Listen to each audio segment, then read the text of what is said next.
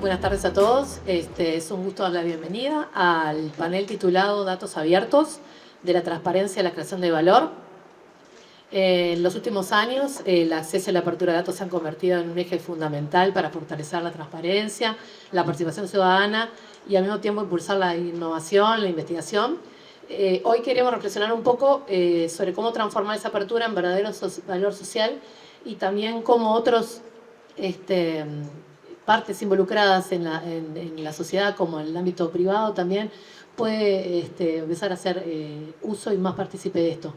Entonces, debido a eso, bueno, primero voy a presentar a nuestros panelistas.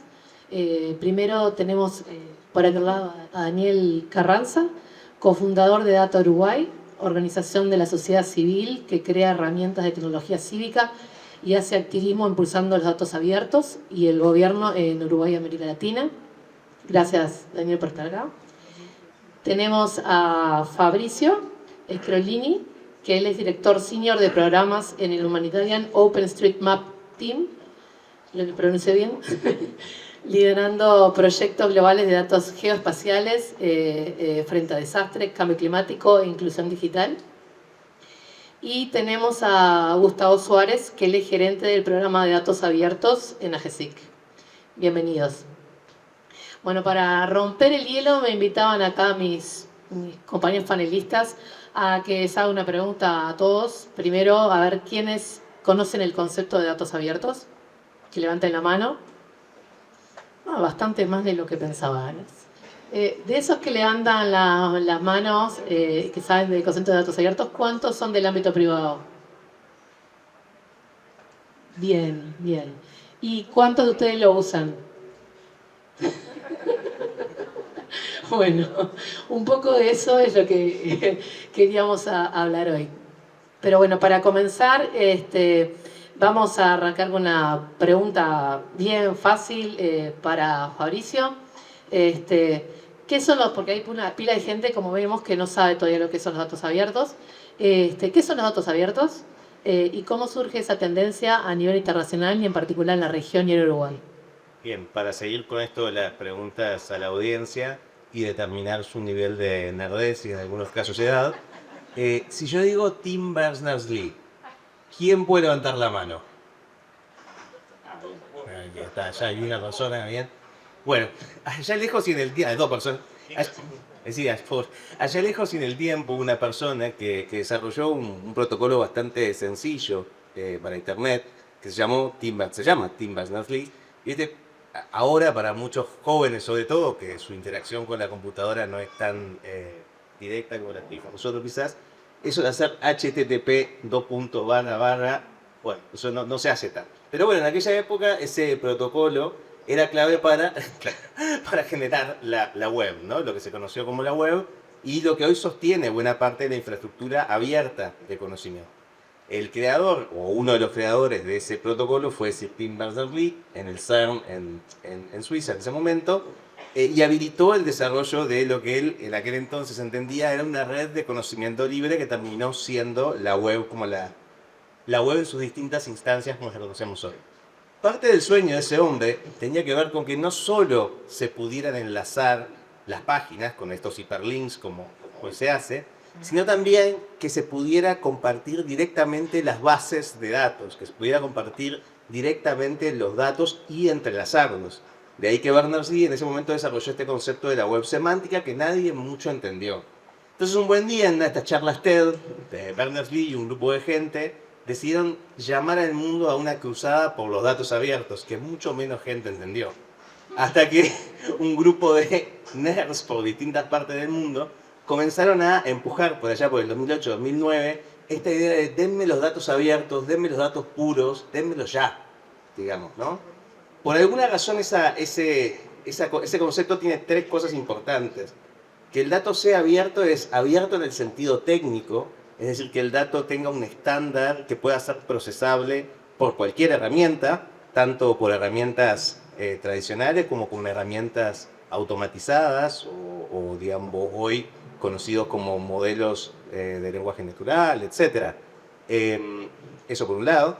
y también un estándar legal. Esto, ¿qué quiere decir? Que digamos, la propiedad intelectual sobre ese dato permita su uso y su reuso con fines inicialmente ilimitados, ¿verdad? Y ahí hay toda una discusión sobre el licenciamiento, etc. Son estas dos características. Y lo tercero es que el dato sea lo más actual posible, ¿verdad? Que sea relevante. Entonces hay una cuestión más de tiempo.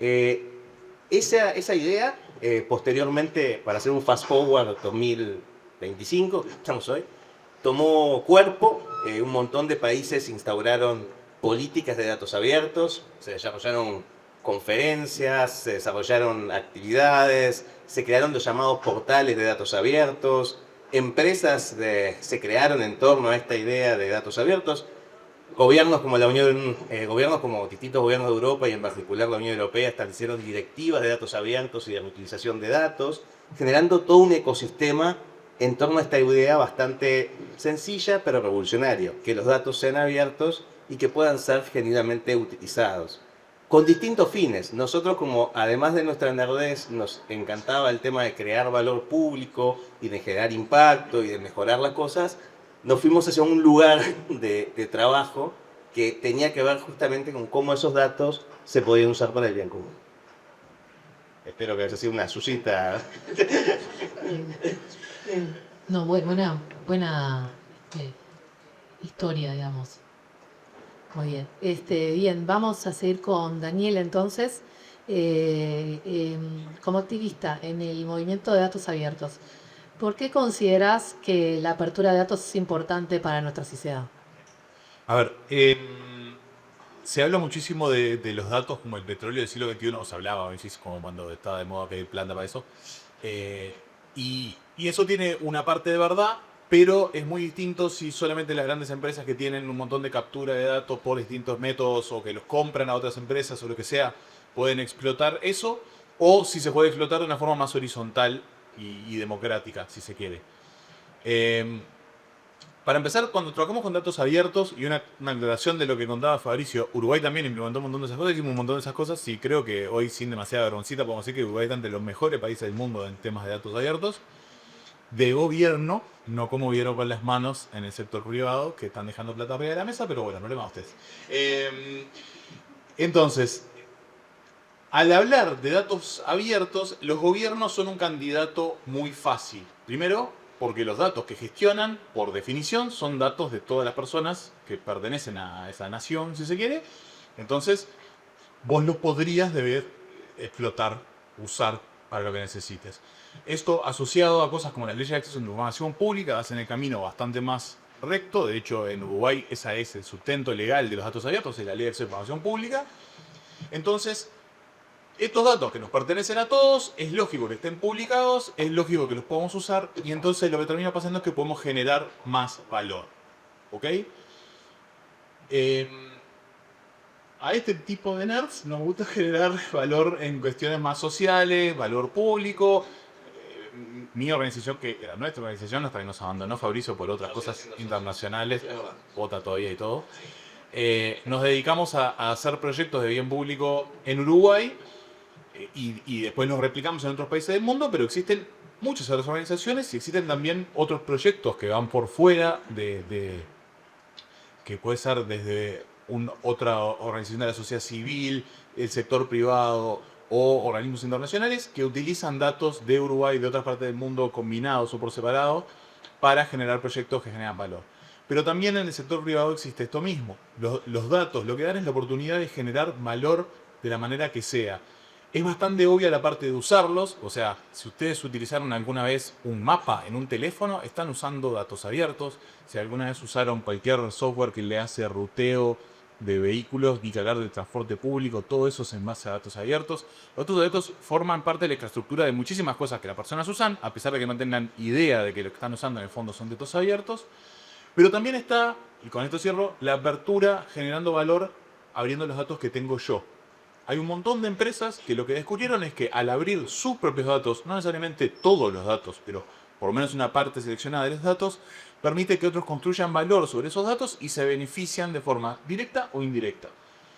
Sin entrar demasiado en ejemplos, está dentro del mundo de la innovación abierta, que puede ser desde yo te pierdo algo de exclusividad sobre la información que tengo, pero facilito que vos comercies conmigo, o facilito que uses mis plataformas, cosas como los enlaces esponsoreados que usan Amazon y otros por el estilo, son en esa onda. Yo estoy dando un acceso a la información que tengo de mi catálogo, no es exactamente datos abiertos, pero se parece bastante. Ahí estoy perdiendo una taja competitiva, pero lo que tengo para ganar es muchísimo más porque tengo un montón de gente vendiendo por mí. Bien, muchas gracias. Seguimos con Gustavo. Vamos a preguntarte, acá en particular en Uruguay, ¿cuáles son las principales líneas de trabajo que tiene AGESIC en materia de datos abiertos y cómo se vinculan con la Estrategia Nacional de Datos? Bueno, a ver, GESIC viene trabajando en el tema ya desde el año 2011, cuando lanzamos, bueno, todo el programa de datos abiertos, tuvimos el lanzamiento del catálogo de herramientas y trabajamos con los organismos en todo lo que es las estrategias de publicación. Y bueno, como saben, no sé si todos saben, pero hay una estrategia de datos en Uruguay. En este momento se está cerrando la hoja de ruta. Y ahí tenemos como GESI una línea de trabajo básicamente en datos abiertos, que bueno, lo que buscamos es fomentar la apertura de datos en los organismos, y esto es apoyándolos en todo lo que son los procesos de apertura, con herramientas, con equipos que dan apoyo a los equipos que están en los organismos para los procesos de apertura.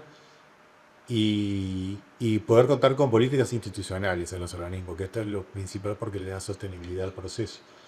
Además de eso, estamos trabajando también en líneas transversales para la apertura de datos, no solo dentro de los organismos, sino con varios equipos y con un ecosistema en temas de cambio climático, anticorrupción, salud, educación. Y ahí también, bueno, estamos trabajando en esa línea de apertura. Después, una parte importante que tenemos también para mover, porque acá nos afectó mucho la pandemia, es reconstruir la comunidad de datos, que venía siendo una comunidad que estaba bastante activa, pero bueno, el corte ese de pandemia nos dejó un poco aislados, y ya cuando empezamos a retomar no eran las mismas personas, estaban en otras cosas. Entonces hay un trabajo ahí para retomar. Y también por el lado más tecnológico, estamos buscando acercar más o facilitar, en todo caso, con nuevas tecnologías, lo que es la interacción o la experiencia del usuario cuando se encuentra con el catálogo de datos, y bueno, darle herramientas para mejorar los resultados de búsqueda, poder generar análisis de datos que están en el catálogo a partir de esas herramientas. Y bueno, estamos ahí en toda una línea que estamos explorando para empezar a trabajar en eso. Bueno, básicamente son esas 4 líneas que tenemos. Ahí para profundizar un poco, algún ejemplo de algunos datos abiertos que se usen bastante, por ejemplo, acá en Uruguay. Bueno, está el caso de Catastro. No sé si hay alguien de Catastro acá. ¿No? Bueno, Catastro era un organismo que estaba bastante cerrado en el sentido de la publicación de datos, y aparte tenía mucho intercambio de datos con otros organismos y los vendía también, sí. Y a partir de 2016, si no me falla la memoria, tuvimos ahí un proceso de apertura donde ellos empezaron a publicar toda la base de datos de padrones rurales y urbanos, y a partir de ese momento es el conjunto de datos más descargado. Generalmente todos los meses, a veces superado por un poquito por Innomet, que empezó a publicar los datos de tiempo. ¿Sí?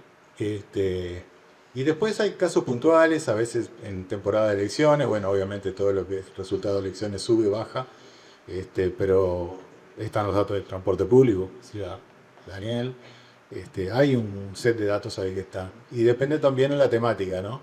A veces hay temas que importan en algún momento, y bueno, ahí sube la tendencia de algún tipo de datos, y bueno, va por ahí. Bien, gracias.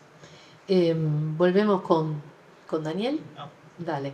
Desde la perspectiva de la sociedad civil, entonces, ¿cuáles son hoy las principales brechas? Hoy comentabas algo, ¿no? Para que los datos abiertos realmente generen valor. Vamos a separarlo como en distintas dimensiones. Por un lado está algo en lo que se viene avanzando firmemente, que lo que falta es más trabajo, que es seguir logrando que organismos publican. Pero ahí, la receta ya la conocemos, ya sabemos cómo se hace, ya sabemos cuál es el caso de éxito. Es un tema de seguir trabajando, no me estresa demasiado en ese sentido. Creo que toda la parte de la accesibilidad a esos datos también, recién hablaban de los conjuntos más descargados y es interesantísimo, pero también está bueno darse cuenta que a veces hay un tema de intermediación que hace que el número de descargas no sea lo relevante. Entonces, el conjunto de movilidad quizás no es el más descargado, pero por goleada es el más usado, porque como IR, que es la herramienta de tendencia que consume sus propios datos abiertos, es la aplicación web más consumida de Uruguay hace la década. Entonces me parece que el paso que queda es como la integración en los sectores justamente donde no hemos logrado romper esa barrera. Y en particular, yo le tomo el pelo al sector privado porque me divierta hacer de sociedad civil, pero creo que es realmente uno de los grandes saltos donde vos ves que Uruguay tiene una situación muy anómala en el mundo. A nivel de gobierno, adopción y publicación de datos abiertos, entre los mejores. A nivel de sociedad civil, con el MILAG, creo que también. Y sin embargo, sector privado, que por lo general es el primero que pide la publicación y que hace la adopción en el resto de los países del universo, acá no. Hemos tenido muy poca participación del sector privado en las primeras épocas, allá cuando todo el mundo estaba ilusionado, 2010, 2011, 2012, en el grupo de trabajo de datos abiertos, que bueno, fue creo la herramienta que generó AGESIC, que permitió también un trabajo en comunidad muy interesante. Se han hecho eventos, los eventos más importantes de datos abiertos de América Latina, quizás entre los más importantes del mundo, que son ABRELATAM, y con datos, se hicieron todos feses en Uruguay, y estoy seguro que acá nadie se enteró. Que un poco El primero y el último. No, el último ahora se hizo en Bueno. Bolivia, gracias. Pero bueno, en fin, ahí tenemos como una desconexión que es rarísima. No sé, en Argentina, por ejemplo, son las startups las que mueven la comunidad de datos abiertos. Sociedad civil tiene una presencia bastante menor en ese sentido, incluso las organizaciones de sociedad civil son las que se comportan como startups, las que participan allá. En Europa es un poco más balanceado, pero el sector privado es súper fuerte, y en Estados Unidos es prácticamente solo sector privado, exagerando un poquito, que participa en esto. Creo que ahí está esa barrera donde no hemos logrado como la integración. Yo tengo una hipótesis, sí, en base a olfato nada más, que mucho del sector tecnológico uruguayo está enfocado hacia el exterior y eso hace que no tenga tanto interés, por ejemplo, en consumir los datos locales. Entonces vos ves que, por ejemplo, los alumnos de la FIN saben todo lo que es datos abiertos y por lo general hacen proyectos y trabajan para eso, pero después pasan a un sector privado que ya no toca eso. Pero bueno, nada, creo que es un potencial ahí sin explotar que tenemos. Claro, sí, lo que te entendía, bueno, que capaz que puede ser más previsible que no abran datos por un tema de estrategia y qué sé yo, pero que no consuman datos, eso es lo más, Eso es lo como más más llamativo, ¿no? Sí, yo creo que igual estos son como etapas, como el meme del cerebro, que abrir datos es el último, o te das cuenta de todo el valor que puedes generar con estrategia de innovación abierta, pero igual me sorprende muchísimo que no lleguen a esa primera etapa de usarlos.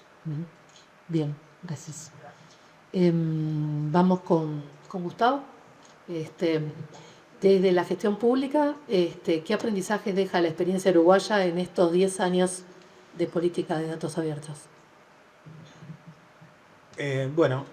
Primero, comparando con la región, creo que lo que nos ha como destacado fue cómo arrancamos, ¿no? Esto que decía Daniel, de tener el grupo de datos abiertos, fue algo que no era usual, donde nosotros teníamos sociedad civil, academia, estaba representación del INE, de OPP, trabajando para llevar adelante la estrategia de datos y delinear los objetivos. Creo que eso fue algo que es raro, al menos en la región. Después, otra cosa que sí se destaca también es la sostenibilidad que tuvimos. El equipo de datos a nivel de AGESIC está tal cual arrancó en 2012, cuando en los países eso es un ciclo que cambia cada elección.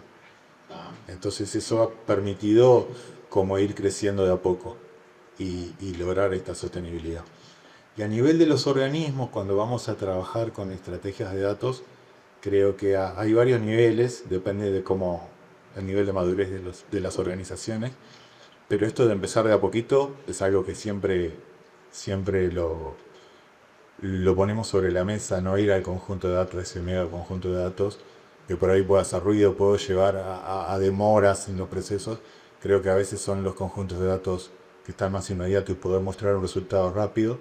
Y eso hace que por ahí la otra sección se lo cuenta que estaba publicando en los datos y que estaba bueno y va contagiando. Eso es cuando empezamos con proyectos puntuales que vienen por algún tema particular y se va contagiando en la organización. Creo que lo de tener procesos sostenibles, ¿verdad? Con equipos que están conformados por varios sectores, por varias áreas dentro de la organización y que sea algo que se mete en la cultura de la organización es fundamental. Hay varios organismos que tienen sus políticas institucionales y eso le da sostenibilidad, o sea, no es un proceso que cambia la jerarquía y eso se pierde, sino que ya es sostenido por toda la cultura que hay en la organización. Creo que eso es algo que hay que tener. Y bueno, nada, después encontrar estos puntos y esos conjuntos de datos que se destacan para poder difundir y que los datos se usen es fundamental. Porque eso también te da la posibilidad de justificar por qué estás haciendo esto, ¿no?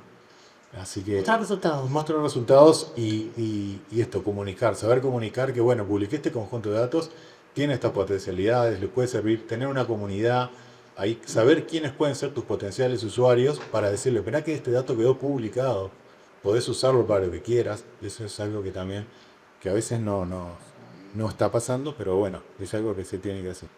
¿Y tienen algún lugar o algo donde recaben necesidades, o sea, donde la gente pueda preguntar y si tienen estos datos y como armar una base que la gente pueda Bueno, como empezar a interactuar más? Como repositorio está el catálogo de datos abiertos y en ese catálogo tenés la posibilidad de contactarnos, nos contactan por correo muchas veces, datosabiertos@gsi.u.uy. Pero después están más los ámbitos estos de participativo, lo que son mesas de diálogo de gobierno abierto, la mesa de trabajo que tenemos con sociedad civil, las actividades. Porque lo bueno que tiene Uruguay es que es chiquito y nos conocemos todos. Entonces, eso creo que también ha sido una de las fortalezas o lo que nos ha servido para destacar. Entonces, esos ámbitos, che, Gustavo, mirá que estoy necesitando este dato, o la otra vez, hace un tiempo, frigorífico de Tacuarembó, me dice, publicaron mal las seccionales de policiales, nosotros las estábamos usando, frigorífico profesional, le decía, bueno, y ahí te contactabas con el ministerio y las levantás, le había quedado cruzado, salto en Tacuarembó, no sé, Qué bonito. pero claro, que son errores, pero está bueno porque está, o sea, esa proximidad de que él me hace un correo, yo el otro, y ya se arreglan 10 minutos, eso es algo que es característico de acá, no pasa en otros países. Claro, es nuestro activo. Está bien, bueno. Y Fabricio, ¿qué tendencias globales están marcando el futuro del uso de datos abiertos para fines sociales? Bueno, primero una de las cosas que todavía siguen faltando son datos abiertos. Digo, notoriamente yo hoy trabajo en una plataforma que se dedica básicamente a la producción de información geográfica, se llama OpenStreetMap. Para quien no lo conozca, es como la analogía sería la Wikipedia de los mapas, ¿verdad? Básicamente cualquiera puede contribuir, editar y mejorar la información. Si ustedes ven un mapa de San Pablo, por ejemplo, en Google Maps y en OpenStreetMap, tal vez el Google Maps esté un poquito mejor, porque va a tener más negocios, va a haber un poquito más de densidad en alguna de las capas. Si uno ve ese mismo mapa en la zona rural del sur de Colombia, va a encontrar que OpenStreetMap está bastante mejor, porque básicamente son áreas donde el interés comercial no está tan marcado y son áreas donde realmente el desarrollo aún se necesita. Y bueno, esa es la realidad del mundo. O sea, vivimos en un mundo sumamente desigual, donde algunos tienen datos y otros no. Y para las actividades de planificación y para las actividades de desarrollo, incluso para las actividades de abrir mercados, estos datos son esenciales y muchas veces no existen. O sea, literalmente dónde poner un punto en un mapa es clave para un negocio, para una actividad, para una carretera, o sea, para un montón de cosas. Si soy el banco, justo venía esta mañana hablando con el Banco de Desarrollo de América Latina, CAF, Ellos necesitan información acerca de cómo está la caminaría rural en Paraguay. Bueno, mucha suerte encontrando eso en Google Maps. Mucha suerte encontrándolo en básicamente cualquier información abierta disponible. No está. Y como no está, esa gente no aparece en el mapa. Y como no aparece en el mapa, no importa. Y después nos sorprendemos porque protesta, porque la gente está de alguna manera enojada y tal. Esto yo sé que aquí en Uruguay no se ve tanto, porque Uruguay tiene la suerte de contar con una infraestructura de datos espaciales, la suerte y la decisión, y la inversión de contar con todo esto y de sostenerlo en el tiempo. Eso es una característica de Uruguay que resalta no solo en la región, sino en el mundo, y que bueno, que es algo que es un patrimonio a cuidar, la estabilidad de ese tipo de políticas, tanto en materia de infraestructura como de datos. Porque después pasa lo siguiente, que es, ¿cuántos de ustedes usan hoy en sus negocios ChatGPT? ¿Nadie? Ah, todos. Ah, muy bien. ¿Y Claude? No. Sí, algunos usan. Muy bien, es como el nicho, ¿no? Entonces, es interesante porque la mayoría de estos modelos de lenguaje natural y sus distintas vertientes utilizan estos datos para ser entrenados, pero la duda ahí es quién paga por eso. Entonces, una duda que existe hoy para toda esta gente que se encuentra aquí produciendo datos es, bueno, pero si de alguna manera estos modelos son entrenados de esta forma y adquieren y generan nuevo valor, la duda es quién sostiene la producción de datos. Entonces, la integración con las herramientas de hoy la llamada inteligencia artificial ha adquirido otros problemas. Porque si yo les dijera quién usa acá ChatLatam, GPT, Latam GPT, nadie me levantaría la mano, porque realmente es un modelo aquí desarrollado en Chile, entrenado en base a información abierta en español latinoamericana, pero ¿quién paga por eso? Entonces ahí hay un montón de cuestiones que tienen que ver con cómo se afecta el sistema productivo, los distintos nichos de actividad o sectores que son impactados hoy transversalmente por las herramientas de Machine Learning o inteligencia artificial, algunas generalistas, otras no, y qué se hace con esos datos, quién realmente genera y se apropia de ese valor. Es una discusión que estuvo aquí al principio de los tiempos, pero que en este mundo actual es bastante interesante de plantear porque la mayoría de estas empresas que hoy tienen el poder de seguir generando estos modelos se encuentran ubicadas en el norte global. Es decir, y esto no tiene nada que ver con qué feo Estados Unidos, qué horror, no es por eso, es simplemente que el desbalance es brutal y si hay autonomía para responder a eso, no es la misma que hace 10 años si comenzamos a depender de esas herramientas. Entonces son preguntas, básicamente. Ahora, desde lo que a ustedes les interesa, en la mayoría dentro del sector privado, yo creo que lo que van a tener ustedes es mayor demanda de datos hiperlocales. Lo que está pasando en realidad es que el nivel de densidad de datos y necesidad comienza a ser hiperlocal. Consecuentemente, se requiere gente, máquinas, que recaben información a ese nivel de hiperlocalidad para que las empresas, actores, etcétera, puedan tomar decisiones más informadas. Y realizar eso tiene un costo. ¿Y quién paga por eso? ¿Cómo paga por eso? Ya no es Wikipedia año 2005, 2006, que la gente era puro amor y editaba. Ya no pasa eso. Es decir, todo lo que hemos construido en la Internet hoy, en su evolución, es hecho desde el amor y le decían la amabilidad de los extraños. Se acabó. Entonces, a partir de ahora es qué modelo va a sostener eso. La verdad yo no tengo una respuesta para eso, pero me gustaría plantearle las preguntas, porque también en el sector privado hay que considerar, bueno, ¿quién va a invertir en generación de datos y cómo? Para que quienes trabajan con ustedes, sean que ustedes son Chief Information Officer o los distintos roles de analistas, etcétera, puedan contar con información de calidad. Hoy, la gente que hace análisis del tesoro norteamericano y prevé o no el flujo de inflación, tiene problemas para obtener datos oficiales. Ese es el nivel de problema que estamos enfrentando. No, perdón, no fue para arriba, pero era como para poner un poco así Me como... dejaste choqueada. Claro. Dejarme un poco así como... Pero no, también para que valoremos lo que tenemos en casa. Acá los economistas no tienen esos problemas, por ejemplo. No somos la primera potencia mundial, pero bueno, la inflación sabemos cuánto va. ¿Qué sé yo? Tenemos una fuente oficial. Exacto. Está bien, gracias. Bueno, para ir redondeando y terminando, una pregunta para todos, para que cada uno, si quiere, la responda o no. Si tuvieran que elegir un único uso de datos abiertos que realmente mejore la vida de las personas, ¿cuál sería y por qué? Entiendo que cada uno tiene por su perfil capaz que visiones distintas. Versión corta, infraestructura. Me parece que yo creo que ahí está el mayor de los datos, el valor de los datos y los datos como infraestructura, como decía, para la construcción de valor. No es exactamente lo que hacemos nosotros hacemos cosas bastante específicas de sociedad civil.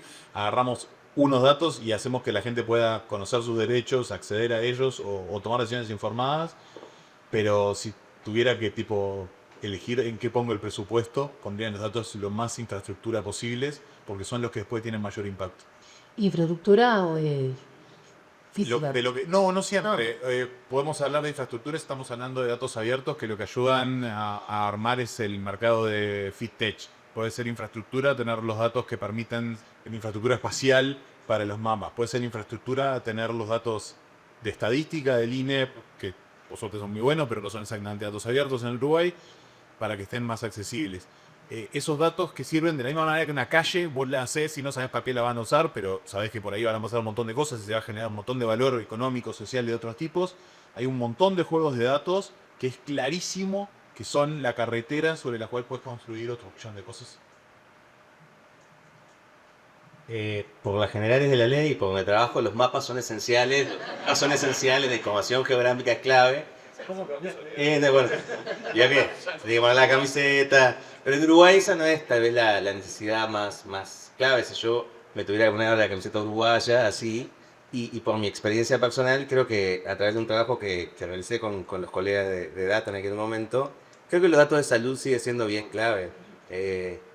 No sé, para quienes hemos tenido la experiencia de la paternidad, de la maternidad, saber a dónde vas a ir a parar, los servicios que te van a tocar, si ese lugar tiene, por ejemplo, ginecólogos que tienen una alta tasa de cesárea o no. Digamos, lugares donde cuando uno empieza a ver la filigrana de cómo se proveen esos servicios y sobre todo permitir a otros que accionen para que esos servicios se provean mejor, me parece que ahí hay un gran valor. No solo del dato, sino de la gente que trabaja con esos datos tanto para mejorar la eficiencia interna del sistema como para reclamar lo que hay que reclamar para que funcione mejor. Para que veas que no son los malos. Bueno, yo por mi rol no me voy a casar con nadie, porque después voy a pedir datos y me dicen, pero vos dijiste que eso no va a pasar. Pero yo me enamoro de algún conjunto de datos y al mes que viene de otro, porque el potencial que tienen es... No, pero está bueno, porque realmente uno se da cuenta con el impacto que tienen hace bastante tiempo, y siempre lo cuento, cuando se publicaron los datos de las rampas de Montevideo, eso generó de accesibilidad, las veredas, hacer el mapa, ¿no? Eso generó que un equipo de 3 estudiantes de ciencia social, ¿no?, fueran a un concurso que hicimos con una idea de mapear, tener una aplicación y que le permitiera a la gente que tenía problemas de discapacidad motriz moverse, pero no solo eso, les daba la oportunidad de mapear lugares accesibles, el cine, el teatro, ¿tá?, donde ellos pudieran ir, y la misma comunidad los validaba. O sea, yo agregaba un dato y 2 o 3 decían, ok, esto es cierto, y ahí se publicaba. Entonces, ese conjunto de datos en ese momento para mí es genial, y la verdad que siempre lo cuento, porque creo que generó impacto, que estuvo la aplicación por mucho tiempo, 4 o 5 años viva. Después obviamente los chiquilines no tenían fondos, quedó, y bueno, si se discontinuó, bueno, está trabajando, está bien. También después de eso tuvo una segunda versión que mapeaba en ese momento las cabinas telefónicas de Antel para que los ciegos no se la chocaran, porque para el bastón no las tocaban y se chocaban. Entonces, ese conjunto de datos disparó una cantidad de cosas que para mí le cambió la vida a mucha gente. Entonces, depende del momento, del conjunto de datos, creo que todos tienen potencialidad para hacer algo y cambiar la vida Así que nada, por eso no me caso con nadie. Está bien. Se enamora de todas, de todos los datos. Bueno, muchas gracias. Vamos a abrir el espacio a preguntas, el público. Bien, acá tengo alguna pregunta y creo que va bastante enfocado al tema de cómo harían, qué herramientas les pueden dar para apoyar el uso de datos abiertos en organizaciones privadas. Creo que hablaron mucho del potencial y está bueno decirle, me quiero llevar esto y que hay un par de preguntas que van por ese lado que me parece que está bueno. Es la oportunidad. Sí, claro. Aclaración, no se necesitan herramientas técnicas, se necesita sentarse a pensar, básicamente.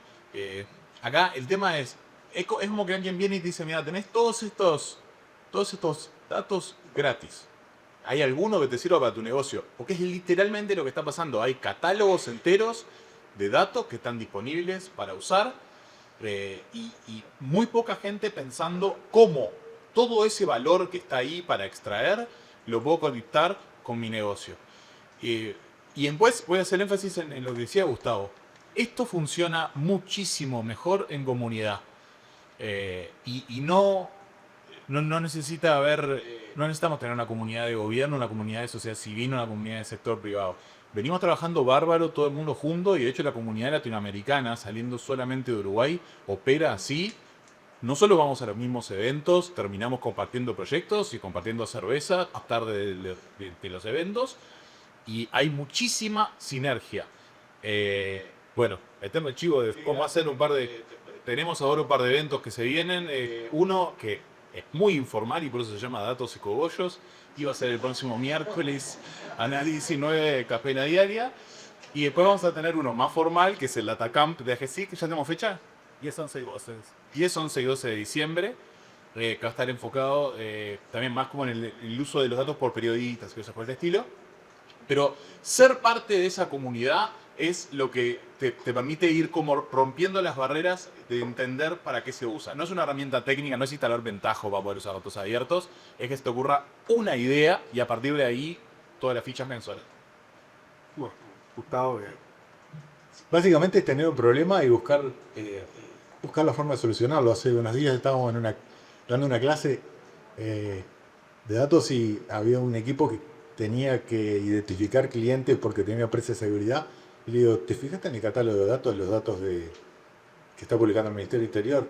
No, ¿y para qué? Y porque ahí sabe que Barrio tiene problemas de seguridad. Ah, ¿y cómo? Y bueno, o sea, es simplemente conversar. Estaba centrado en otros temas y no se había cuenta que tenía tu información, estaba ahí hace mucho tiempo. Y bueno, nada, esto decía el chino de las actividades. Los invitamos a participar, el Datacamp sobre todo desde capacitación. Se capacita en el uso de datos, de cómo contar historias. Está muy enfocado en periodismo, pero los que hacen análisis, investigación, también pueden ir. Vamos a tener herramientas de inteligencia artificial, vamos a ver si cuentan historias con datos. Sí. Tenemos una parte que es abierta para conocer casos y otra parte que es cerrada, donde hay capacitaciones, o 3 días. Así que están todos invitados. esa es la otra pregunta que es al revés, ¿no? O sea, cómo publicar también sin comprometer los datos de la empresa, pero ayudar a la comunidad en el sector privado. Pero también aparece esta pregunta acá, como es la otra vuelta, ¿no? Uso datos, pero también cómo puedo contribuir. Ahí hay ejemplos también comparados de empresas que hacen por lo menos 3 cosas distintas. La primera es innovación abierta. Esto hay ya bastante experiencia en torno a, yo publico una serie de datos y digo, muchachos, a ver qué pueden hacer con esto. Una hackathon, un premio, alguna historia. En torno a eso derivado que gente, no sé, en una muy básica hace mucho tiempo, el análisis de datos geoespaciales permitió de hecho, una petrolera identificar nuevas posibilidades para explorar. Es un ejemplo viejo, pero es un ejemplo que se sigue dando. O sea, la posibilidad de decir, yo tengo un problema, tengo estos datos y quisiera gestionar una suerte de innovación con esto. Eso depende mucho de las áreas, pero pasa.